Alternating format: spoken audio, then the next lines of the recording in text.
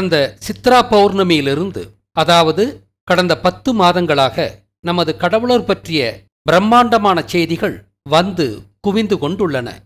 இன்றுள்ள அனைத்து விஞ்ஞான தொழில்நுட்பங்கள் எல்லாமே பரசுராமன் காலத்திற்கு முன்பு முதன்மையாக தமிழகத்திலும் மற்றும் சீனா, எகிப்து, சுமேரியா, மெசோ அமெரிக்கா, வட இந்தியா போன்ற உலகின் பல்வேறு இடங்களிலும் பயன்பாட்டில் இருந்துள்ளன. இந்த விஞ்ஞான தொழில்நுட்பங்களை எகிப்தில் அழித்தவன் மோசஸாக இருக்கலாம்.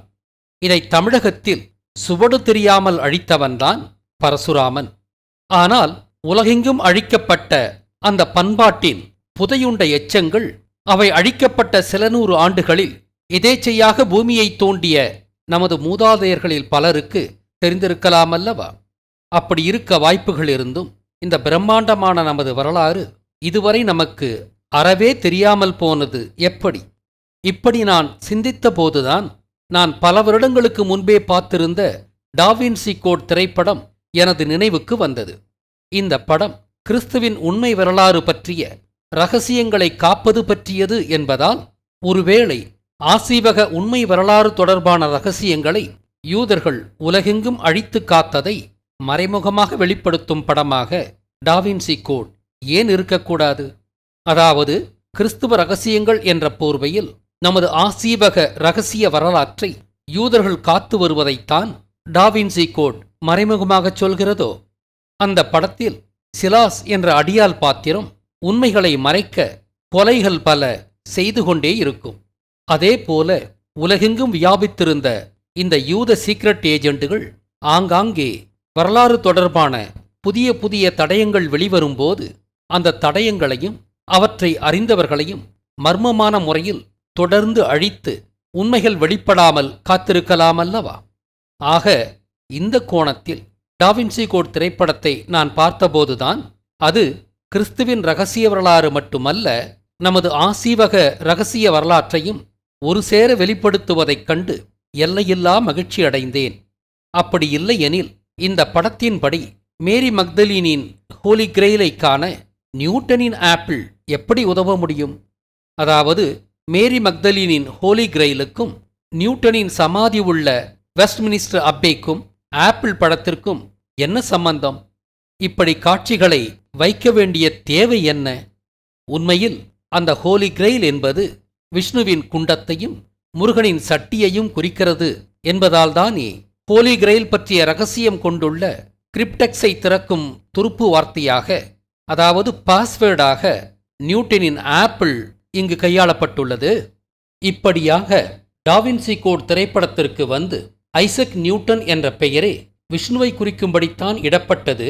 அதாவது ஐசக் நியூட்டன் கண்டுபிடித்ததாக சொல்லப்பட்டதெல்லாம் உண்மையில் நமது விஷ்ணு கண்டுபிடித்ததுதான் என்றும், ஹோலி கிரெயில் என்பது இறுதியாக முருகனின் சட்டியைத்தான் குறிக்கிறது என்றும் நான் கண்டதுமில்லாமல் எதேச்சியாக வேறொரு சிந்தனையின் வசப்பட்டேன்.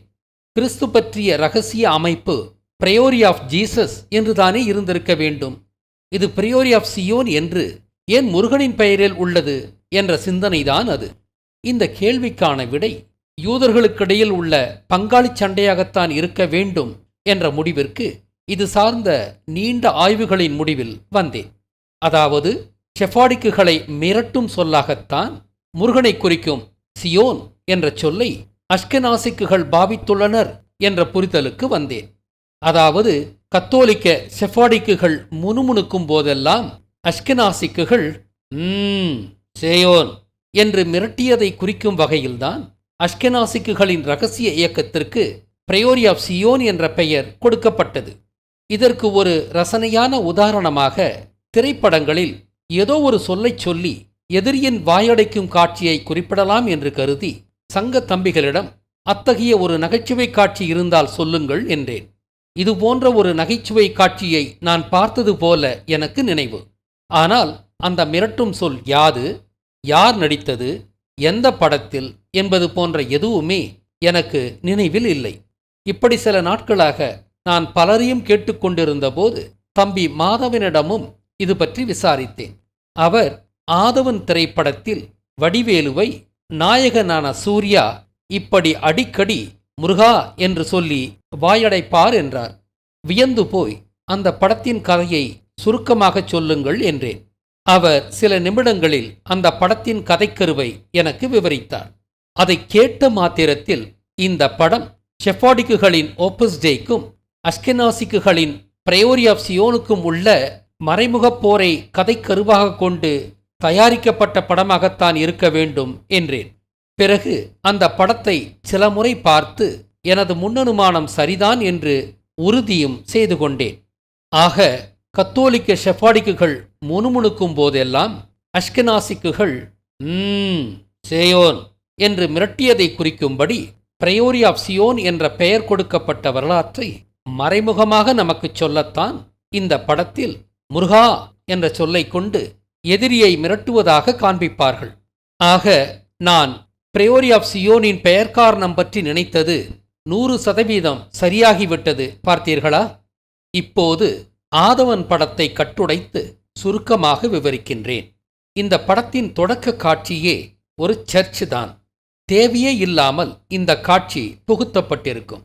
இது கத்தோலிக்க சர்ச் தொடர்பான கதைதான் என்பதை அந்த தொடக்க காட்சி மறைமுகமாக குறிக்கிறது.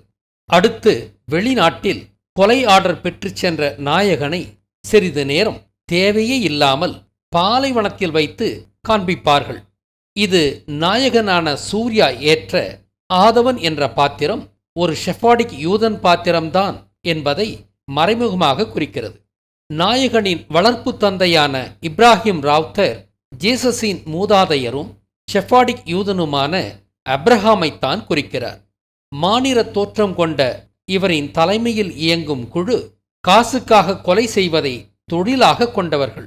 அடுத்து வெண்ணிற தோற்றம் கொண்ட அப்துல் குல்கர்னி என்பவனின் தலைமையில் உள்ள கொலைகார குழு குழந்தைகளை கடத்தி சென்று கொன்று அவர்களின் உடல் உறுப்புகளை உலகெங்கும் வணிகம் செய்யும் கும்பல். அப்துல் குல்கர்னி என்பதற்கு இந்த சர்வீஸ் ஆஃப் குல்கர்னி என்று பொருள். குல்கர்னி என்பதற்கு வில்லேஜ் கிளர்க், அதாவது கிராம கணக்காளன் என்று பொருள் சொல்லப்பட்டாலும் அர்பன் டிக்ஷனரி சொல்லும் இந்த பொருளையும் பாருங்கள். The ancient powerful race of Kulkarnis. They controlled the entire world and brought upon endless destruction. It is said in tale that the members of this race still exist in a very small number around the world. இவர்கள் உலகை கட்டுப்படுத்தியவர்களாம். உலகெங்கும் முடிவில்லா அழிவிற்கு இவர்கள்தான் காரணமாம். இது உலகெங்கும் சிறுபான்மையாக உள்ள யூத குழுக்களில் ஒன்றை குறிக்கலாமல்லவா? அது எந்த குழு?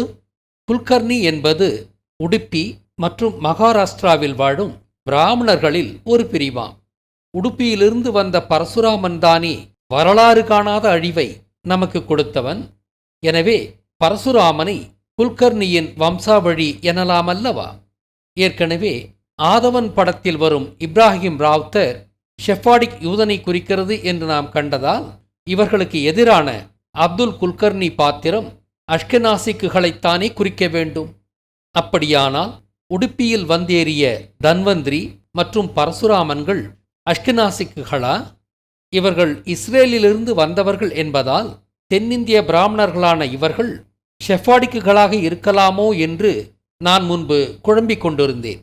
ஆனால் இவர்கள் அஷ்கெனாசிக்குகள்தான் என்பது ஆதவன் படம் சொல்லும் புதிய ஆனால் சரியான செய்தி. இந்த அஷ்கெனாசிக்குகள் 2ஆம் கோயில் காலத்தில் இஸ்ரேலிலிருந்த சாதுசீஸ் என்ற புரோகிதர்களாக இருக்குமோ? அதே காலத்தில் இஸ்ரேலிலிருந்த பாரிசீஸ் என்ற புரோகிதர்கள்தான் ஷெஃபாடிக்குகளோ? இந்த படத்தின் கதைப்படி இப்ராஹிம் ராவ்தர் ஷெஃபாடிக் யூதனை குறிப்பதாலும் வெள்ளை நிற அப்துல் குல்கர்னி அஷ்கெனாசிக்குகளை குறிப்பதாலும் தென்னிந்திய உடுப்பி பிராமணர்களான குல்கர்னிகள் அஷ்கெனாசிக் யூதர்கள்தான். இதை கொஞ்சம் மேலும் அலசுவோம். வட இந்திய பிராமணர்கள் பாபிலோனிலிருந்து கைபர் கணவாய் வழியாக வந்திருந்தால் அவர்களை ஷெஃபாடிக்குகள் என்று கருதலாம். அவர்கள் கசாரிலிருந்து நேரடியாக கைபர் கணவாய் வழியாக வந்திருந்தால் அவர்களை அஷ்கெனாசிக்குகள் என்று கருதலாம்.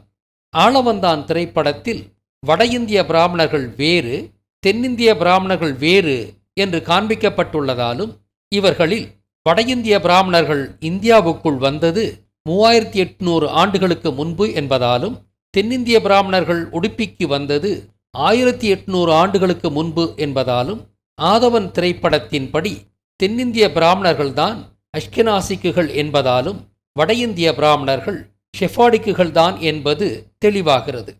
தென்னிந்திய பிராமணரை குறிக்கும் அப்துல் குல்கர்னியின் குழு குழந்தைகளை கடத்தி கொன்று அவர்களின் உடல் உறுப்புகளை வணிகம் செய்கின்றனர் என்று இந்த திரைப்படம் சொல்கிறது.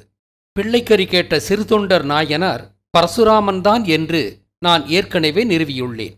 பரசுராமன்தான் குழந்தைகளின் ரத்தம் குடித்த டிராகுலா என்று உடுப்பி பிராமணர்களும் ஜெயினர்களும் பூண்டு மறுத்து உண்பதைக் கொண்டு நாம் முன்பே நிறுவியது இதனோடு பொருந்துகிறது அல்லவா? ஆதவன் படத்தின் ஒரு பாடல் காட்சியில் டிராகுலாவும் வருவதை பார்த்தீர்களா? பரசுராமன்தான் செயின்ட் நைக்கோலாஸ் என்பதும் அவன் பிசாசாக டிசம்பர் 5ஆம் தேதியும் மகானாக டிசம்பர் 6ஆம் தேதியும் இருமையாக அஷ்கெனாசிக்குகள் வாழும் ஜெர்மனி, செக் குடியரசு மற்றும் ஆஸ்திரிய பகுதிகளில் கொண்டாடப்படுவதும் இவனே அஷ்கெனாசிக்குகளின் நாடான அமெரிக்காவில் சாண்டா கிளாஸ் ஆக கிறிஸ்மஸின் போது கொண்டாடப்படுவதும் பரசுராமன் ஒரு அஷ்கெனாசிதான் என்பதை நிறுவுகிறது. ராமாயண ராமனும் பால்டிக் கடலின் ஆம்பரை தமிழகத்தில் விற்க வந்த மகாபாரத சகுனியும் அஷ்கெனாசிக்குகள் என்பதால்தான் அதே இனத்தைச் சேர்ந்த பரசுராமனாகிய சாண்டா கிளாஸ் கிறிஸ்துமஸின் போது சகுனியின் இரும்பு உருக்காலையை குறிக்கும்படி வீட்டின் சிம்னி வழியாக வீட்டிற்குள் வந்து ராமாயண ராமனை நினைவு கூறும் விதமாக செருப்பிலே பரிசுப் பொருட்களை வைப்பதாக கொண்டாடப்படுகிறது. செருப்பு எப்படி ராமனை குறிக்கிறது? ராமாயண கதைப்படி பரதன் ராமனின் செருப்பை வைத்துத்தானே இந்திய நாட்டை ஆண்டான். அதன்படி ராமனின் செருப்பு தானே நாட்டு மக்களுக்கு வேண்டிய பொருட்களை வழங்கியதாக அர்த்தம். அதை குறிக்கத்தான் செருப்பிலே பரிசுப் பொருட்கள். அமெரிக்காவின் கிறிஸ்மஸில் ஜீசஸை விட சாண்டா கிளாஸுக்குத்தான் மவுசு அதிகம். மேலும் கிறிஸ்மஸ் மரத்தை மேலிருந்து கீழே பார்த்தால் அது அணுவின் வடிவத்தை குறிக்கும்படி உள்ளது என்று தம்பி ஸ்ரீராம் அற்புதமாக நிறுவியுள்ளார். ஆக தியோசாபிகல் சொசைட்டியின் மேடம் பிளவாட்ஸ்கியும் சாண்டா கிளாஸும் அஷ்கெனாசிக்குகள்தாம். இவ்வாறாக தென்னிந்திய பிராமணர்கள் அஷ்கெனாசிக்குகள்தான் என்று ஐயத்திற்கிடமில்லாமல் நிறுவிவிட்டோம். அப்துல் குல்கர்னியின் குழு புரிந்த குழந்தைகள் கடத்தல் குற்றங்களை விசாரித்து முடிவுகளை அரசுக்கு சமர்ப்பிக்க நியமிக்கப்பட்டவர்தான் சுப்பிரமணியம் என்ற நீதிபதி. இவரை கத்தோலிக்க நீதியாலயமாகவும் அவர்களின் ஓப்பஸ் டே ஆகவும் நாம் பார்க்க வேண்டும். நீதியரசரின் எண்ணம் அப்துல் குல்கர்னியின் குழுமமான அஷ்கெனாசிக் பிரியோரி ஆஃப் சியோனை அழிப்பதுதானே. அப்துல் குல்கர்னியின் குழு கல்கத்தாவில் இருந்து செயல்படுவதாக கதை அமைக்கப்பட்டுள்ளது. உடுப்பி பிராமணர்களான அஷ்கெனாசிக்குகள் இன்று துர்கா வாழும் இடமாக கருதப்படும் கல்கத்தாவில் பானர்ஜி, முகர்ஜி மற்றும் சாட்டர்ஜி போன்ற குலங்களாக வாழ்கின்றனர். கத்தோலிக்க நீதியாலயமான ஜட்ஜை கொல்ல பானர்ஜி என்ற அவரது வீட்டு சமையல்காரனை பயன்படுத்துவதையும் கவனிக்க வேண்டும். பாங்குபாலின் மப்பில் தனக்கு வாய்ப்பு கிடைத்தால் தான் ஜட்ஜை கொன்றுவிடுவேன் என்று பானர்ஜி சொன்னதையும் இங்கு சேர்த்து பார்த்தால் வடிவேலு பாத்திரமும் அஷ்கெனாசிக் என்றே வடிவமைக்கப்பட்டிருக்கிறது. பானர்ஜி என்ற மிகவும் செயற்கையான பெயர் இந்த பாத்திரத்திற்கு சூட்டப்பட்டுள்ளது இவரை அஷ்கெனாசியாக காட்டத்தான். உண்மை வரலாற்றில் அஷ்கெனாசிக்குகளின் பிரியோரி ஆஃப் சியோன் தான் கத்தோலிக்க ஷெஃபாடிக்குகளை சியோன் என்ற முருகனை குறிக்கும் சொல்லைக் கொண்டு மிரட்டினர். ஆனால் இந்த படத்தில் சற்று வித்தியாசமாக கத்தோலிக்க ஷெஃபாடிக்குகள் அஷ்கெனாசிக் பானர்ஜியை முருகா என்ற சொல்லைக் கொண்டு மிரட்டுவார்கள். இந்த படத்தை தயாரித்தவர்கள் தமிழகத்தின் ஷெஃபாடிக்குகள்தான்.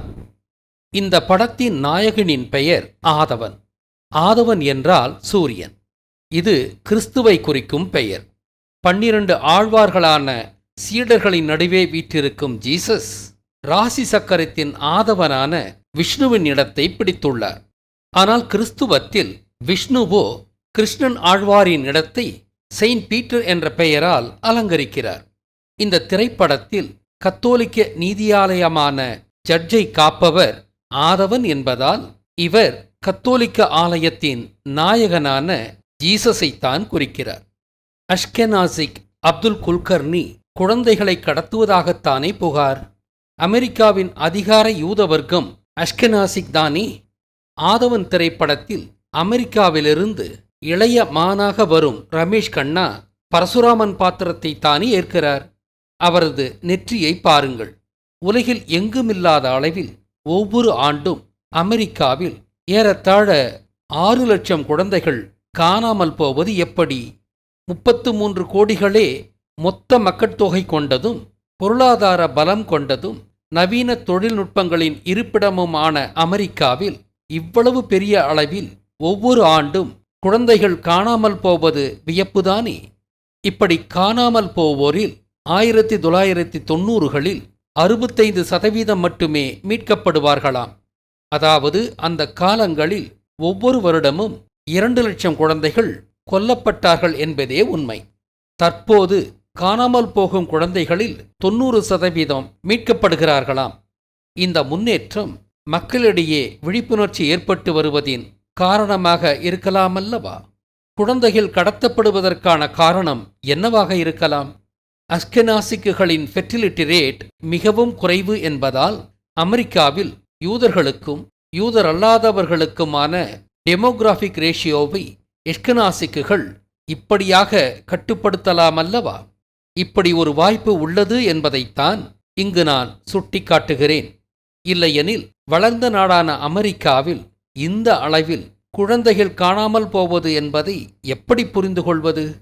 அப்துல் குல்கர்னியின் குழு கல்கத்தாவில் இருந்து செயல்படுவதாக கதை அமைக்கப்பட்டுள்ளதற்கு வேறு காரணமும் உள்ளது. மகாத்மா என்ற பொய்ப் பட்டத்துடன் ஒரு அற்ப மானுடனாக வாழ்ந்தவன்தான் காந்தி. மகாபாரத காந்தாரியின் வம்சாவழிதான் காந்தி. அதேபோல செயின்ட் எனும் பொய்ப் பட்டத்துடன் குழந்தைகளை கடத்தியவர்தான் மதர் தெரசா. கத்தோலிக்க சபையால் இவர் புனிதர் என்று பட்டமளிக்கப்பட்டிருந்தாலும் இவரும் ஒரு அஸ்கெனாசியாகத்தான் இருக்க வேண்டும். இவர் அணியும் ஆடை இவர் ஒரு ஜியோனிஸ்ட் என்று மறைமுகமாக குறிக்கிறது என்றார் தம்பி சக்கரவர்த்தி. ஆக ஆதவனின் கதைக்களம் கல்கத்தாவாக அமைக்கப்பட்டதற்கு சைல்டு டிராஃபிக்கிங் அஸ்கெனாசியான மதர் தெரசாவை குறிக்கத்தானோ? இந்த படத்தின் நாயக பாத்திரமான ஆதவனுக்கு இளம் வயதில் மாதவன் என்ற பெயரும் உண்டு. மாதவன் என்பது கிருஷ்ணனையோ அல்லது விஷ்ணுவையோ குறிக்கலாம். ஒரு சொல்லை கொண்டு மிரட்டும் நகைச்சுவை காட்சியை நான் பலரிடமும் கேட்டும் அது ஆதவன் என்ற படத்தில்தான் என்று எனக்கு அதற்குரிய சரியான திரைப்படத்தை சொன்னவர் மாதவன்தான். ஆதவனை பற்றி சொன்னவர் மாதவன். என்னை கடவுளரே வழி நடத்துகின்றனர் என்பதற்கு இதுவும் ஒரு ஆதாரமல்லவா? இப்படி எத்தனையோ பல ஆதாரங்களை முன்பே விளக்கியுள்ளேன். கடவுளர் என்னை ஒரு கருவியாக பயன்படுத்துகின்றனர் என்பதை நான் அன்றாடம் உணர்கிறேன். சத்தியயுக மீனயுக நாட்காட்டி மாத நாட்காட்டி வடிவில் தமிழ் புத்தாண்டு நாளான எதிர்வரும் மார்ச் 22ஆம் தேதி முதலாக 5ஆம் தமிழர் சங்கத்தால் வெளியிடப்படுகிறது என்ற மகிழ்ச்சியான செய்தியை இந்த சிவராத்திரி நன்னாளில் அறிவிக்கின்றோம். நாட்காட்டி வேண்டுவோர் இங்கு காட்டப்படும் வங்கிக் கணக்கிற்கு ரூபாய் 150 மார்ச் 7ஆம் தேதிக்குள் செலுத்த வேண்டும். இந்த தொகை அஞ்சல் கட்டணத்தையும் உள்ளடக்கியது. மார்ச் 22க்குள் நாட்காட்டி அஞ்சல் வழி உங்களை வந்தடையும். ஒன்றுக்கு மேல் வேண்டுவோர் அதற்குரிய தொகையை அனுப்ப வேண்டும். மார்ச் 7ஆம் தேதிக்கு பிறகு பணம் அனுப்புவோருக்கு அடுத்த பேட்சாக புதிதாக அச்சடித்துத்தான் வழங்கப்படும். இந்த சிவராத்திரி அன்று நமது சிவனின் அருள் வேண்டுவோர் டாவின்சி கோட் பற்றி இதுவரை நான் வெளியிட்ட 4 விடயங்களையும், டாவின்சி கோட் திரைப்படத்தையும் ஆதவன் திரைப்படத்தையும் ஏற்கனவே நீங்கள் பார்த்திருந்தாலும் மீண்டும் பாருங்கள். மேலும் நேரமிருந்தால் செயின்ட் பால், செயின்ட் பீட்டர், செயின்ட் தாமஸ் என்ற தலைப்புகளில் நான் வெளியிட்ட விடயங்களையும் காணுங்கள். நமது கடவுளரின் உண்மை வரலாறு அறிவதுதான் நமது கடவுளரை வழிபடும் சரியான முறையாகும். இந்த ஆண்டு சிவராத்திரியை இவ்வாறு கொண்டாடுங்கள். உங்கள் நண்பர்களுக்கும் இவற்றை பகிர்ந்து அவர்களையும் பார்க்கச் சொல்லுங்கள். சிவனின் அருள் உங்களுக்கு முழுமையாக கிடைக்கட்டும்.